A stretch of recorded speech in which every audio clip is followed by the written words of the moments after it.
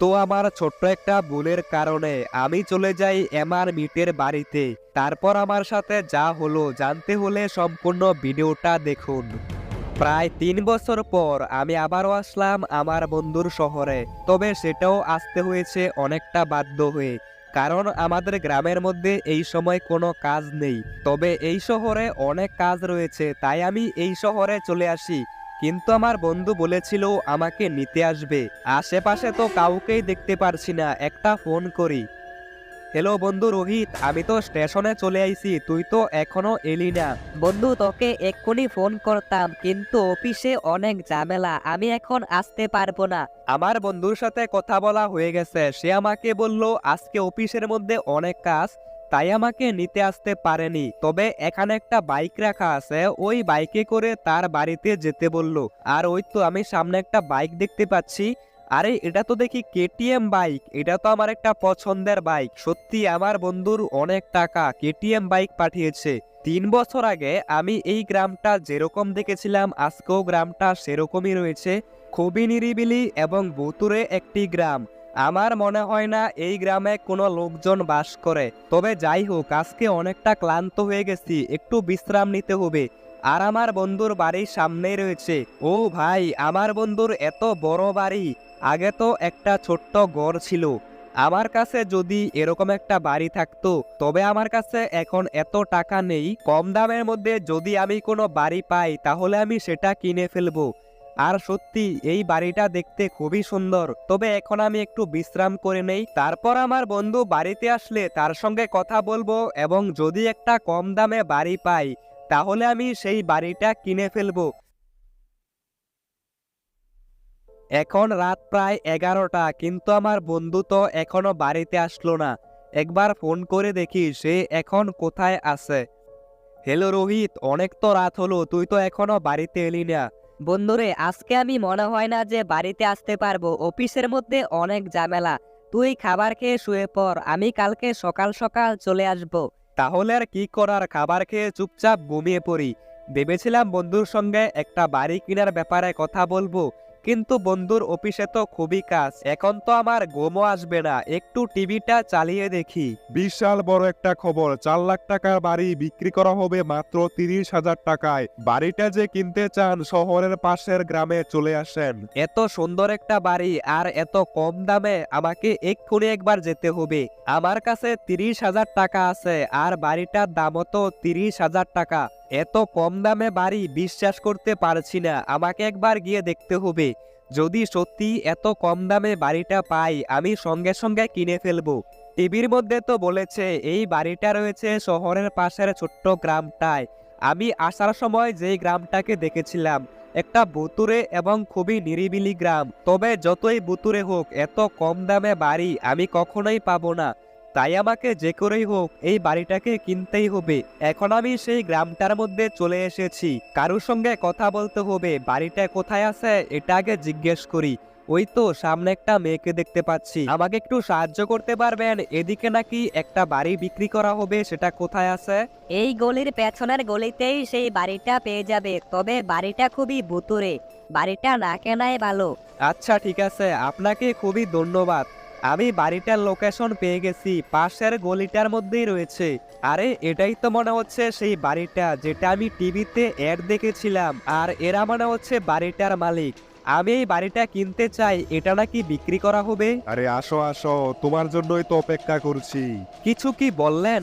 আরে না না, কিছু না। তুমি বাড়িটা কিনতে চাও? তুমি জানো তো বাড়িটার দাম কত? 30,000 টাকা। তোমার কাছে আছে তো? আরে হ্যাঁ, আমি সঙ্গে টাকা নিয়ে এসেছি। তাহলে তুমি একবার বাড়িটা ঘুরে দেখতে পারো। এত সুন্দর এবং এত বড় একটা বাড়ি এত কম দামে, দেখার কি আছে, বাড়িটা আমি কিনে ফেলি, না হলে আবার অন্য কেউ কিনে নিবে। আমি তাদেরকে টাকা দিয়ে দিয়েছি, আর এখন বাড়িটা আমার হয়ে গেছে। একবার যাই দেখে আসি বাড়িটা কিরকম। আরে এটা আমি কোথায় চলে আসলাম? বাইরে থেকে তো বাড়িটা দেখতে খুবই সুন্দর, কিন্তু ভিতরে এত অন্ধকার কেন? এই বাড়িটার মধ্যে খুবই ময়লা জমে আছে, আমাকে প্রথমে এই সবকিছু পরিষ্কার করতে হবে। তবে আমি এগুলো কালকে পরিষ্কার করব। আরে এক মিনিট, এটা কি সামনে? আরে বাপরে, এটা আবার কে? দেখতে তো ভয়ঙ্কর কেন? এটা তো আমার বাড়ি, এই লোকটা কিভাবে আসলো? এই দানব তো আমার পেছনেই পড়ে গেছে, আমাকে এক্ষুনি বাড়ি থেকে বের হতে হবে। কিন্তু এই লোকটা কিভাবে আসলো আমার বাড়িতে? এখন আমি কোথায় লুকাই? আরে বাপরে, এই সব কি? আমাকে বেঁচে থাকতে হলে এক্ষুনি বাড়ি থেকে পালাতে হবে, না হলে এই লোকটা আমাকে জ্যান্ত খেয়ে ফেলতে পারে। কিন্তু এই লোকটা আসলে কে? আমাকে আশেপাশের লোকেদের সঙ্গে কথা বলতে হবে। তাই তো বলি, এত কম দামে কিভাবে বাড়ি বিক্রি হচ্ছে? আমি তো বাড়িটা কিনে ফেলেছি, আগে জানলে আমি কখনোই এই বাড়িটা কিনতাম না। সামনে একটা লোককে দেখতে পেয়েছি। এই যে দাদা, এই বাড়িটার মধ্যে একটা ভয়ঙ্কর দানবকে আমি দেখতে পেয়েছি। আরে তুমি কি জানো না এটা হচ্ছে আমার মিটের বাড়ি? সে খুবই ভয়ঙ্কর, সে জ্যান্ত মানুষকে খেয়ে ফেলে। তুমি এখান থেকে চলে যাও। এখন আমাকেই কোনো একটা কিছু করতে হবে। আমি একটা বুদ্ধি পেয়েছি কিভাবে আমি এমআর মিটকে মারতে পারি। আমাকে একটা শপে যেতে হবে এবং সেখান থেকে কিছু স্টিকি বম নিয়ে আসতে হবে। আমার কাছে কিছু টাকা পড়ে আছে, এই টাকা দিয়ে দেখি আমি কয়টা স্টিকি বম কিনতে পারি। তো আমি শপটার ভিতরে গেলাম এবং কিছু স্টিকি বম নিয়ে চলে আসলাম। এখন আমি এই স্টিকি বম দিয়ে এমআর মিট সহ এমআর মিটের পুরো বাড়িটাকেই উড়িয়ে দিব। তবে আজকে হচ্ছে পূর্ণিমার রাত, আর পূর্ণিমা রাতে নাকি এমআর মিটের শক্তি অনেকটাই বেড়ে যায়। তবে যাই হোক না কেন, আজকে আমি এমআর মিটকে মেরেই ছাড়বো। আমার কাছে বেশ কিছু স্টিকি বম এখন আছে। আরে দাদা, আপনি এখানে কি করছেন? আমি টিভিতে অ্যাড দেখলাম এই বাড়িটা নাকি বিক্রি করা হবে। আরে দাদা, এটা হচ্ছে ভুতুরে ভয়ঙ্কর এমআর মিটের বাড়ি। আপনি এখান থেকে চলে যান, না হলে এমআর মিট আপনাকে জ্যান্ত খেয়ে ফেলবে। এই বাড়িটা আমি আগেই কিনে ফেলেছি, আর এখন আমি এই বাড়িটাকে ব্লাস্ট করে দিব। আমি চারদিকে ভালো করে স্টিকি বম লাগিয়ে দেই, যাতে এমআর মিট সহ এই বাড়িটা একেবারেই ব্লাস্ট হয়ে যায়। আমি এখন বাড়িটার চারদিকে স্টিকি বম লাগানো স্টার্ট করে দিয়েছি। তারপর এই বোমগুলা ব্লাস্ট করব এবং এমআর মিটকে মেরে ফেলবো। এমআর মিটকে না মারলে সে অনেক মানুষকে খেয়ে ফেলবে। আরে দাদা, আপনি আমাকে একটু বিশ্বাস করেন, বললাম তো এটা এমআর মিটের বাড়ি। আপনি চলে যান এখান থেকে। এবার আমি এমআর মিটকে মারবো।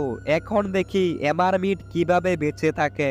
আরে আরেকজন লোক চলে আইছে। আমার মতো কম দামে বাড়ির লোভে কত লোক যে এখানে আসে এবং এমআর মিট তাদেরকে জ্যান্ত খেয়ে ফেলে। দাদা, এখান থেকে যান, এটা এমআর মিটের বাড়ি। আরে বাবা, ঠিক আছে, আমি এক্ষুনি যাচ্ছি। এখন সময় হয়ে গেছে এই স্টিকি বমগুলো ব্লাস্ট করার।